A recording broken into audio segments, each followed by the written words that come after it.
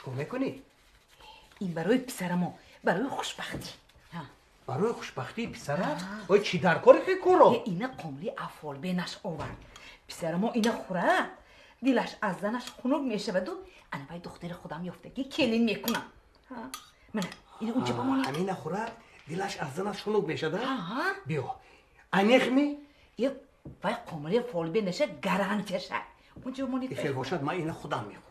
یش بو چون میکنید خورده؟ ای منم 26 سال باز تو کتی زن و شوهر کهنه شدی. میخواهم که انمینه خورده دلی منم از تو خنک شود. فهمیدی؟ ما یک اویله یو؟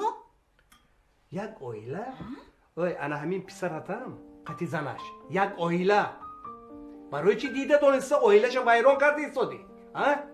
همین کلین تو به چی بدی کرد؟ اینقدر گنده میبینی؟ بیچاره از سحر میخیزد تا نصف شب خدمتت میکند. شرب گسیل میکند بیگوی قبول کرده میگیرد. خوراکش با مزه پختگی همش نه.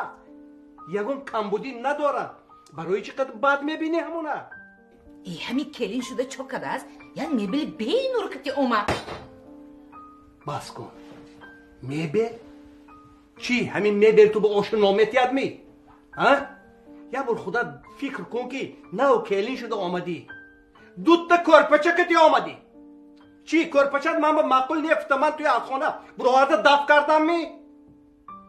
ای اگر خانه به میبلی فسان باشد و خوشبختی نباشد بخت نباشد وای میبل کی با در کار؟ او وقتی که پیر میشی انا همین کلین تو به دست و یاری دراز میکند. میبل نه میبل تو به آشنان نمیتید. پس در گب زنی همین کلین ما به معقول نه زنکی بی عقل